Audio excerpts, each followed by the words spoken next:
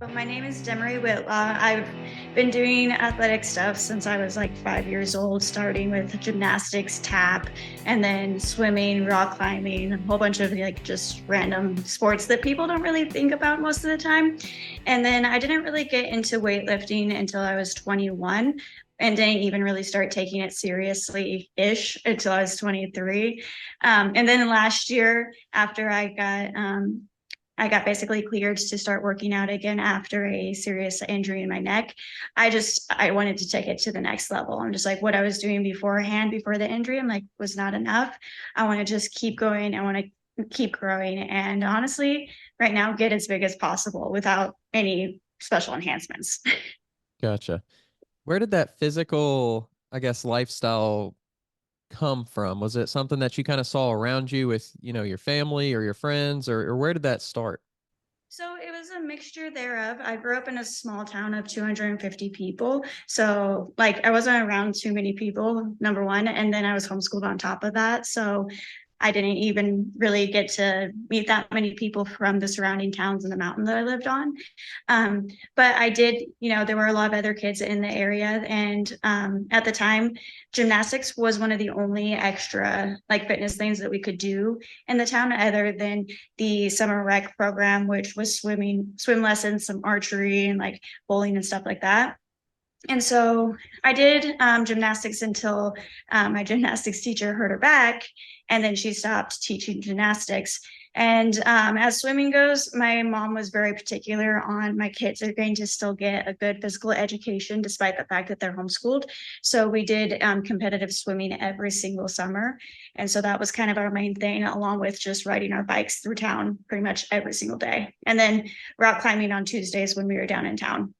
Growing up in a small town, I guess there was only a certain amount of people who kind of had skill sets. Yeah, no, and there was a place that was probably like half an hour to 45 minutes away from our from where we lived that I could have gone to, but my mom honestly didn't want to make that drive plus, 2 times a week, etc.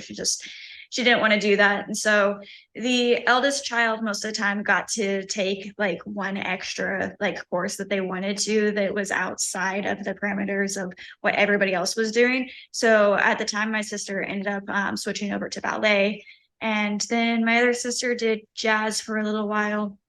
When I got to the age where I was the oldest kid, I took jazz, hip hop, and a couple other things for those couple of years.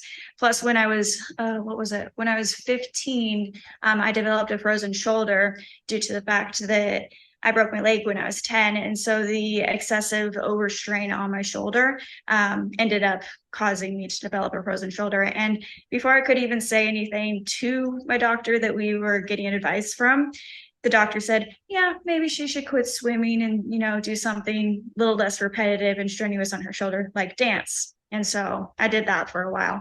But yeah, coming back to what you said about swimming and rock climbing, you're very much dependent on yourself. And so, although you do have your relay races and, you're dependent on other people in that, and, as a team, you still want to win and place as high as possible. It's still very much like an individual dependent like sport. And so you're coming together as a team, and the coach is coming up with like relay teams and whatnot to have the highest chance of success and winning. But in reality, it's you better do the work. Like you can't just rely on some football player or anything else to get you there. You have to think on your toes. You have to take your breaths when you're supposed to. You have to remember to curl into a ball when you're doing a flip turn. Like you can't just, all right, I'm gonna halfway do this flip turn and kind of flop and lose all my momentum. You have to remember every single little thing in your body. To me, swimming is a lot like dance because you're becoming so connected with every single part of your body. You have to be like, all right, my toes pointed, or is my spine completely straight? Am I actually scooping the water, or am I just kind of running my hands through the water? Like there's so many things and components to swimming that you have to remember. And I went to a couple swim camps, and we literally studied like Michael Phelps and other people's underwater footage to see exactly what they were doing. So then we could, then compare it to our own underwater footage and be like, okay, this is where I'm lacking. This is where my form is lacking. And Yeah. one of the main things, the pool that we were doing flip turns in was literally 3 feet deep. And a lot of people were scraping their backs on the bottom of the pool. And everybody's like, oh, it's too shallow. It's too shallow. So our swim coach brought in one of his top swimmers who was like, he was 6'10", just like this massive tall dude. And he's just like, all right, now watch him do a flip turn in that shallow end. Does a flip turn, like literally turns into like the smallest ball possible. I'm just like, I don't know if you morphed, what happened there. But he was able to do it no problem. And yeah, everybody was like, whoa, that's insane. Yeah, I should be able to, scrunch down a little bit more. Are you a personal trainer, online fitness coach, or gym owner on the verge of burnout? Are you wanting to grow your fitness business but can't add more hours to your hectic schedule? Introducing Trainer Revenue Multiplier, the premier wealth creation system for fitness professionals that helps you earn more and work less. Visit www.trainerrevenuemultiplier.com today to schedule your free business accelerator session. If you're serious about taking your business to the next level, schedule your call today. Because growing up in a small town, maybe you didn't maybe see as much stuff. Did you put any kind of mental limitations on yourself that you didn't realize you had put on yourself until maybe later on, until maybe you did start to see other things? I feel like I did to a degree. My mom was also kind of sheltering in what we could see and what we couldn't see. Luckily for me, I mean, everybody, again, it was a close community. So I had no problem talking to my elders. I had no problem talking to kids that were, 3, 4 years younger than me and talking to them like I would talk to anybody else. And so I had a way of just talking to people how I wanted to talk to them versus I know a lot of people will mask who they really are to fit in or anything else. And then on top of that, although yes, I was homeschooled and small town, we were part of a homeschool community in the surrounding town that did do a lot of extra things like sports Saturdays. So we did play flag football, soccer, baseball, basketball, and then volleyball eventually. They added that in at the end of the year eventually. But we got socialized through that. And then I also was a part of a choir, which every Tuesday, along with rock climbing, we would go down to the church that we were part of that choir, sing in the choir. Then we would all hang out in the what they called ground zero at the church / Christian school. And we all just hang out there, color, draw, go over our homework because, a lot of us had our, homeschool books with us. So we would do all that. And then we'd go rock climbing, take my sister to, ballet and then go home. So kind of comparing that where it's so small but still like very connected, do you feel like that having that background, I mean, you mentioned it like where people now, I think they expect, I think maybe more now, they feel like they have to be, um, they have to almost put like a different character on for who they're around or like social media or whatever it may be. The world is, so global now that it's sometimes hard to like remain yourself when you're trying to fit into like such a niche community. I feel like we put ourselves into. For you, do you feel like you can kind of like really see that because you do have that experience of like a true kind of community feel and like kind of knowing like that it's okay to like kind of be yourself even if it doesn't necessarily fit with what everybody else also is? Yeah, no, and there was a point in time where I did kind of go back on my boundaries and I did start doing certain things that, to fit in, to have friends or whatever else, because we ended up moving down to that town when I was 14. So grew up in the small town, but then moved to a larger city when I was 14. And I went to the youth group and everything else. And I saw, okay, I don't fit in with these people that are, the pretty girls and, or I guess the popular girls, deep into church, everything else, like they're the, ones that you'd go to, ask about a Bible verse for something. I'm like, I didn't fit in with those girls. I'm like, but I didn't fit in with the halfway home kids that came to our youth group because I'm just like, all right, I have no idea what that's like. And then I didn't really fit into like the outcast or emo crowd, but the outcast emo crowd were my friends from the homeschool group. And so I started doing things that definitely pushed me into a more depressed state and whatnot, because, I was the cheery little bubbly, like, hey, how are you doing? And they're just like, don't ask stupid questions. And I'm just like, okay, I get it. And so it kind of made me shrink myself. to the point that I got really depressed. I got really dark, and I tried doing things. I mean, I dyed my hair so many different colors in high school. And so I just started doing a lot of different things to fit into that niche. And I grew out of it eventually, luckily, and I came back into myself. And I'm just like, it's okay to be myself. I found people, luckily, here in San Diego that definitely accept me. And like, no, it's completely okay to be the way that you are. And for a while there, I was trying to build such a large social media, presence, but I realized I couldn't really be fully myself the way I was doing it. And I'm just like, is it more important to be myself, or is it more important for a large following? And I decided it's better to be genuine and not liked than to, be disingenuine and have a million people following, because if you don't stand for anything, like, you'll fall for anything, really. And like, what are these people really following if you're not actually being true? If you're not actually being genuine, like, you're just lying to yourself and you're lying to these people. And that's not going to be something that sits light on your heart. It's not going to be something that sits light on your mind. And honestly, it'll probably drive you into depression, because you really don't know where you're going and what your purpose is. Surprisingly, I haven't really gotten any like hate or hate messages, which to me was really surprising. I was like, okay, I'm like, I guess people aren't too offended by this, but I definitely saw a decrease in followers. I'm just like, all right, I'm probably posting too much religious stuff. Um, and then I definitely saw like a decrease in likes. And so there's certain content that I'll post, say, from what my page was based off of originally, which was modeling and acting.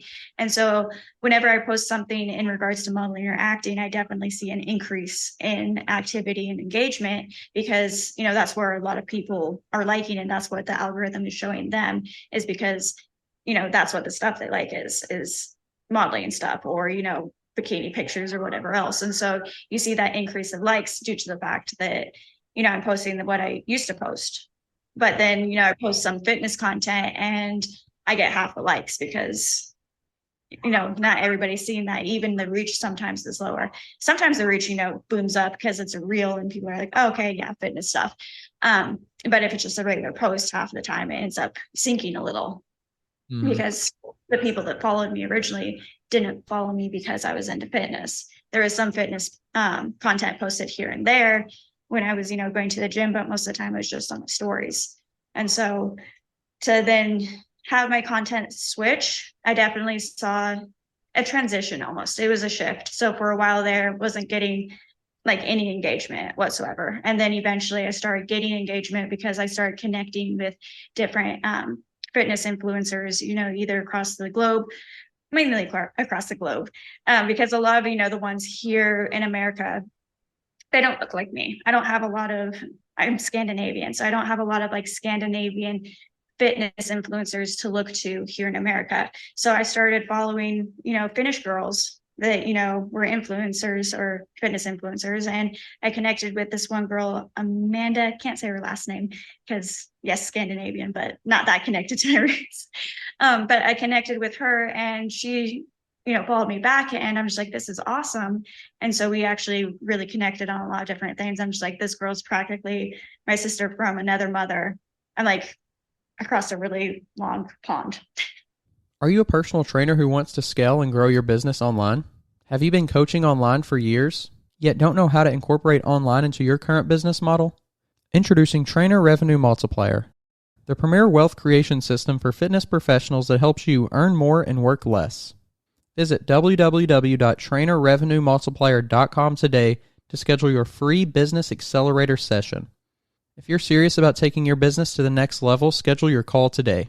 Getting into a bigger city, for you, did your perspectives at all start to shift on what health was, or what fitness was, or what, physical activity was? Oh, absolutely. When I first started getting into like really getting back into fitness after swimming and everything else in college, all I wanted was to be fit and toned. I just wanted to be small, toned, that's it. And, I didn't really grasp what that really meant. It actually meant, lifting heavier weights, etc. And so my perspective definitely shifted when I hired a personal trainer, because he's like, no, you need to lift heavier if you want to look that way. And so it changed a bit, but I still wanted to be small. I still wanted to be like, bikini sized, if not a little bit smaller than bikini. And so I started doing that. And then I was planning on joining the Navy. So I shifted my focus from, lifting weights to endurance. And so I was running a lot. I was doing 1.5 to 2 miles every single morning, and then going to the gym, lifting some weights, focusing on just, endurance. And then sometimes I'd go back during lunch and run another mile. Is honestly kind of insane. But I ended up not joining the Navy, ended up getting into a car accident, which then completely shattered my fitness because I was out of the gym for a year due to a swollen disc in my neck. And so because of the getting rear-ended, like it was really bad. And then I moved down here, and I wasn't planning when I got back into the gym to get big or anything else, but going to TG, the gym San Diego, where all these big bodybuilder people, go through. Arnold has gone through there. So many other, just celebrity bodybuilder competitors have gone to that gym. We still have plenty, pros there. We still have plenty, legends actually training there or training people there. And, I just watching and being around that, I'm like, do I really just want to be like, small and toned with some ab lines? Like, is that all I want? I'm just like, no, I'm going to get big. And so I started training harder, and I'm just like, okay, maybe I'll do bikini. And then all of a sudden I started putting on more weight. I'm like, my body has the capabilities to get big. I'm like, and my mom was unhealthily large. And some of my siblings, are a little bit bigger. And I'm just like, my genetics allow me to get bigger. So why do I not just like see how far I can go?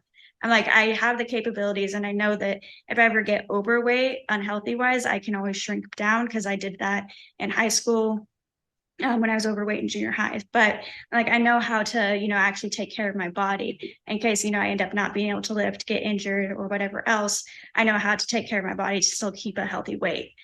And so I'm just like, no, I want to get big. And so I actually hit, what was it, 122 like 2 weeks ago, 3 weeks ago. I'm like, man, this is the largest I've been since I was 14. Like, this is insane. Do you struggle at all though, even though like you have this goal of I want to get bigger and build muscle and things like that? Do you still ever struggle with like, oh man, I can look at myself and see something else, like not having a clear kind of vision of what the reality is? I mean, whether it's fitness or bodybuilding, people that I talk to all the time, they express that of like, I guess really what it comes down to is kind of the body dysmorphia a little bit. Do you ever struggle with that? Oh, absolutely. I'll be looking in the mirror. I'm just like, why am I so wide? And then like I'll be stretching and I'm like, wait, you're not wide in any way, shape, or form. And then, comparison, still happens, even though I try to remind myself it's a thief of joy, it's a thief of joy, it's a thief of joy.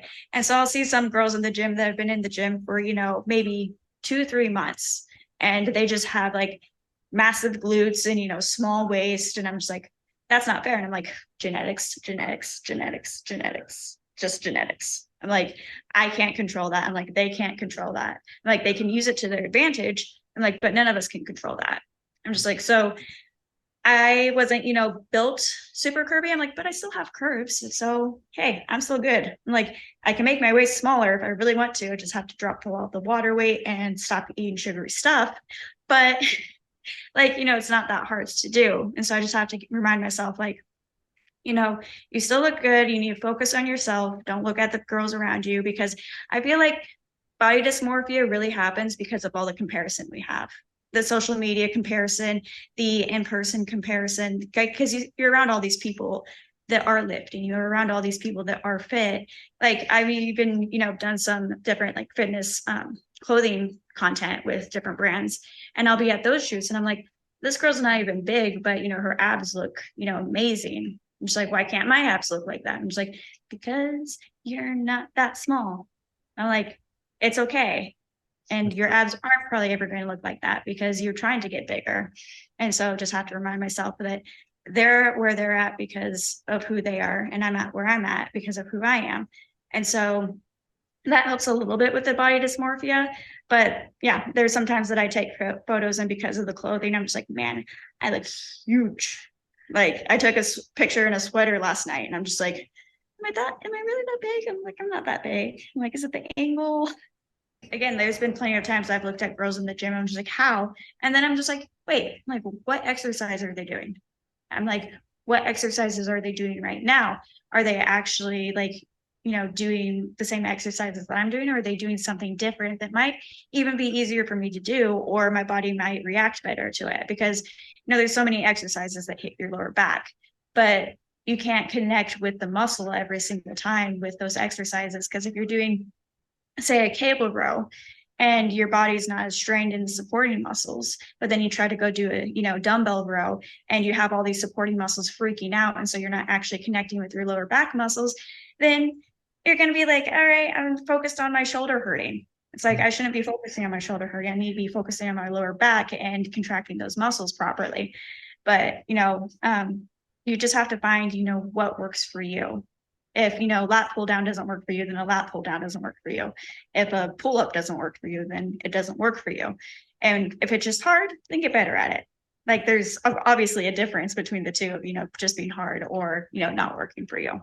I mean, for me, sometimes it's the weight ego. It's the, why am I not lifting heavier? I should be able to lift heavier on this. And you just have to be like, all right, let me take this weight ego and throw it away, because it's not doing anything for me. Just like, all right, my lat pull downs, I can only, sometimes do 60 or 70 pounds. I'm like, I'm 120 and I can do a full pull up, no problem.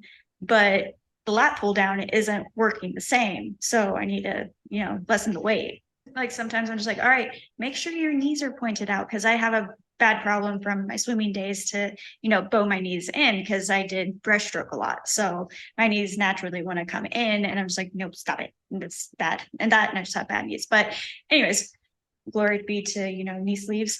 But yeah, so what you were saying, and same thing with, like, say lateral raises, like if your arms aren't back, like you're not hitting the right muscle. Like, there was times where I was lifting or trying to lift heavier, and I could feel it rotating in, and I'm just like, why is this rubbing? Why is this popping? And I'm just like, because your shoulder's not back. And there's so many exercises that, yeah, you can kind of, that ego can come in and be like, lift heavier. Just like, no, don't lift heavier. And I've had a lot of people ask me, they're like, what are you on? And I'm like, I'm not on anything. They're just like, are you an Anavar? No. What are you on? Where do you take it? I'm not taking anything. I'm like, there's creatine, there's protein powder, and there's BCAs. That's it. Like, not taking anything else. Because people, have seen me just, blow up in a year time. And they're just like, how did your body react? And how, I'm just like, I focused on form, and I focused on nutrition. And like, form and nutrition, and try not to let that, again, the ego weight come in and be like, hey, you need to lift heavier. It's like, no, I don't. Like, I even have people ask me, they're just like, are you tracking what weights you're lifting? I'm like, not really. Like, I track it to a degree. It's, in the back of my mind. I don't always write it down. It should be. But it's in the back of my mind. And I'm just like, okay, what feels good? Because especially being a woman, there's times of the month that you can't lift heavier because of what your body's going through. And so, there's times I go in, I'm go to deadlift, and I'm just like, okay, I can only deadlift, 100 pounds. Why am I not up to the 140 like I was beforehand? It's like, well, different time of the month. So you can't exactly lift the weights that you want to. And that's why, it's important to me to connect with other female athletes, just because they understand it to a degree, not all the time, because some of them, have taken things that kind of suppress a lot of that. But, just figuring out what actually happens, and having that community of females, understanding that you can only lift so heavy, at certain points. I think it's pretty exciting though what women's, not just those, but like just general women's health and fitness look like too. Oh, absolutely. And I mean, I'm giving props to like First Form. They're the only brand that I know that actually has like a hormone supplement for women. I looked at other like supplement brands. I'm just like, okay, who has the best? I'm like, wait, nobody has hormone supplements other than First Form. I'm like, so I'm hoping, in the next, 5 to 10 years, that we start seeing more brands actually focus on supplementation directed towards women, because there's only so many brands that actually direct supplementation towards women. Other ones, they're just like, oh, here's some collagen. It's like, I don't just want collagen and, biotin. I need other stuff. Well, and then not only that, like, are you actually getting quality protein? Because half the time the protein is actually burnt out of the protein powders that we're taking due to the fact of the way that they're processed. And so if they're not like cold processed or other things, most of the time you're getting protein in your body that's not even going to do anything. So for me, like I only take protein powder because I want to be in a surplus of protein. So my meals, luckily, I get all my protein in that I need. And then I take the protein powder or my protein shake just to, try to knock it over that edge. Have you kind of laid down any specific goals yet for 2024? Not as far as like competing goes. I am looking to hopefully do my first natural show in 2024. And I think the first one in San Diego is in June or July. But right now, my main focus is getting my personal training certification plus all the specialties that I'm lined up for. Because I am on a scholarship through ISSA and RAIN right now. So I'm just like, that is my main focus, and getting those done is really important to me because I want to be able to, actually be educated in it instead of just being coached. I want to almost be able to coach myself while having, a second opinion to help steer me right if I'm, going off track a little. Well, and the other thing is being able to help people because, I do want to eventually start my own personal training business and everything else, but I want to be able to understand all aspects of it. So I want to be able to compete and say, hey, I've competed. If you need help in this area, or are you looking to compete? Let me help get you there. And I also want to be able to just help people with general health and, making sure that they're taking care of their body, even if it's just, working out 3 times a week to maintain just a healthy body. And and just taking that all into perspective, being able to help family members, being able to help anybody else that, is looking for that help. And being able to, again, do it from all sides and be like, hey, I went through this. And also, be able to be like, hoorah me, like, I went through it. One of the same reasons why back in the day I did do a pageant. Was that last year? No, 2 years ago. 2 years ago, I did a pageant because I was like, hey, I'm going to try this out. I'm going to see what it's like and see if I like it.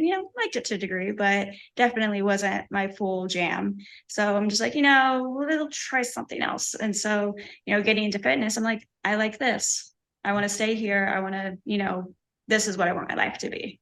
Luckily, because I have, in my past been able to, try so many different things, whether that was riding around my bike, rock climbing, swimming, even dance and everything else. Like I got to experience so many different aspects of what, the human body can do. Although I didn't excel in every single one, I got to, at least try. I even did, self-defense at one point.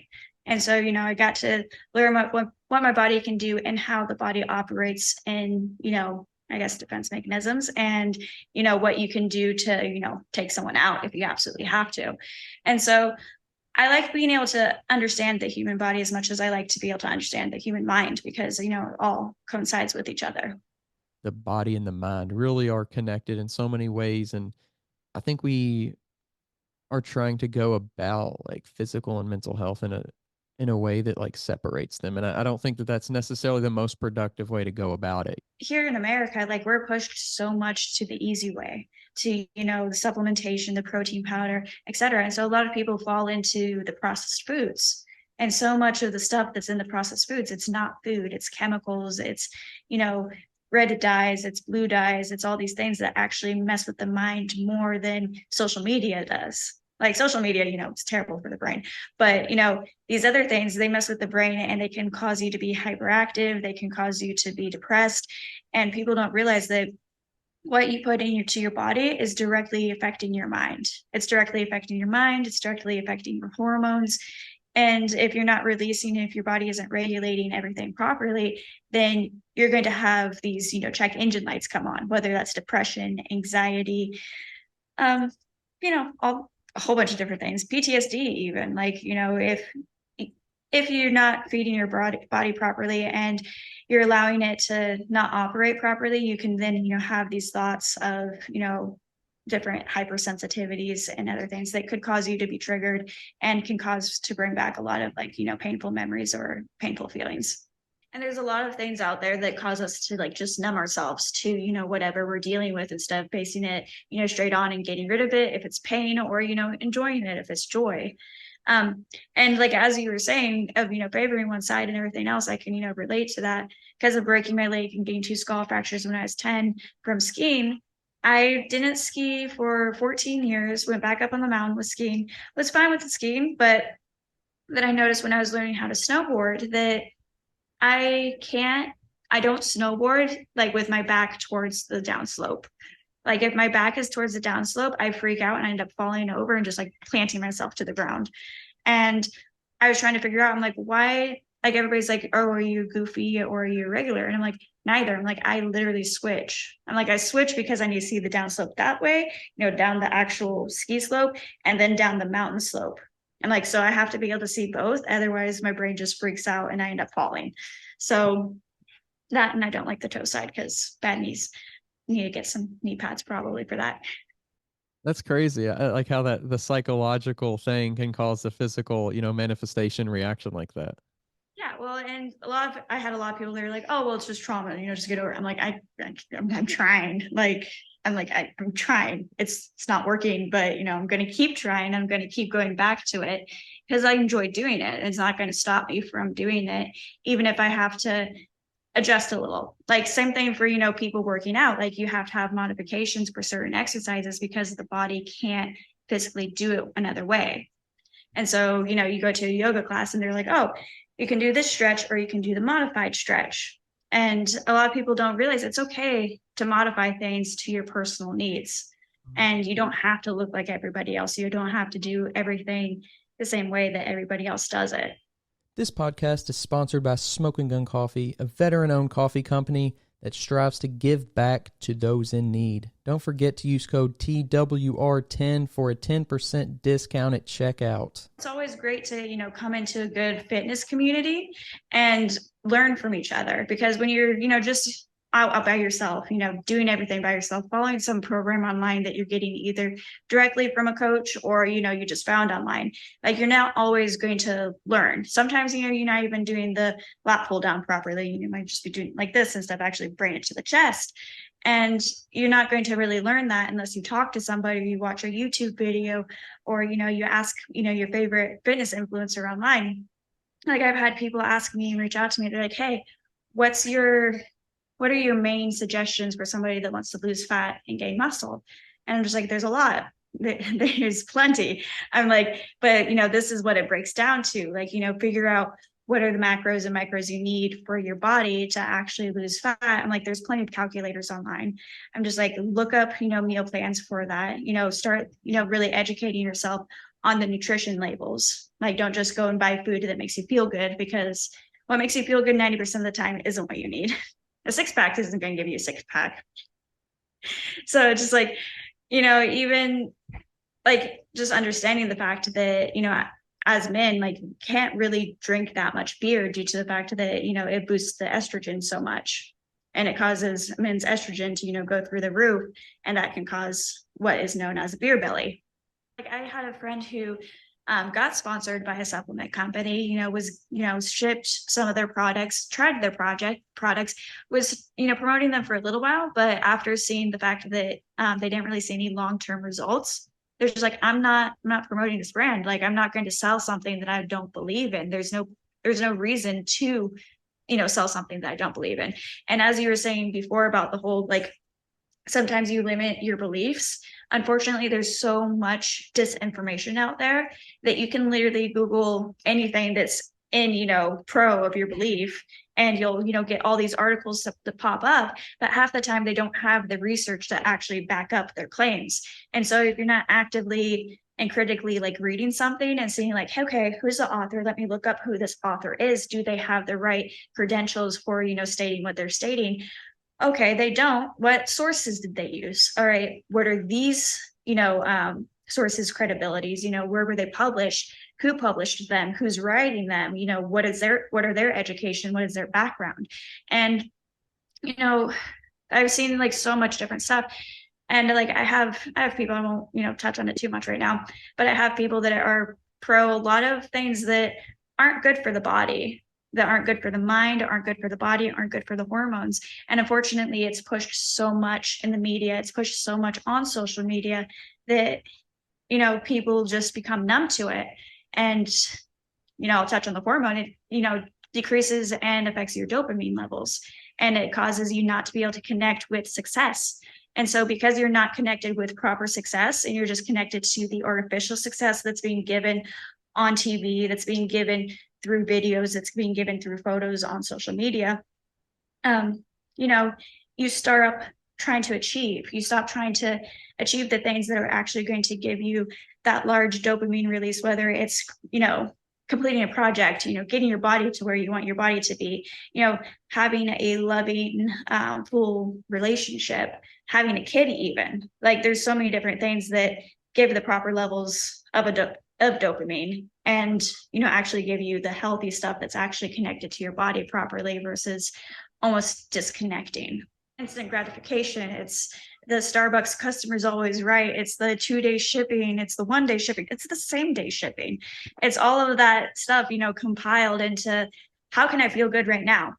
Is that piece of clothing going to make me feel good? Or the whole like women empowerment, let me show off my entire body. Is that actually making you feel good? Or are you just exposing yourself to people that don't actually earn or, really they really don't have any place to be seeing you that way. And like I, through my 20s, did a lot of things that I probably shouldn't have done. And definitely went through a lot of this. So I'm not just saying this, out of a, I'm a prude or anything, but, overly exposing my body and overly like sharing that with the world. Like I came to realize like that's not who I am. That's not who I want to be. Like I don't want my 3-year-old kid, when they have an iPad or their friend's iPad or whatever else, going on social media and somehow finding, oh, look, here's mommy. Oh, why is she in lingerie that's barely covering anything? Why is she in a swimsuit that barely, anything's being covered? Like, I don't want that. I don't want creeps, honestly. There's a lot of creeps out there. I don't want them looking at my stuff. Like, it doesn't feel good, even if I don't know that they are. Like, they still are. And I know in the back of my mind that there's people like that. I've had, people literally that I never thought, try to message me for certain things. And I'm just like, no, I would never do that because you're connected to this person and that person. And why are you trying to get that from me? Like, that's not what I want to do.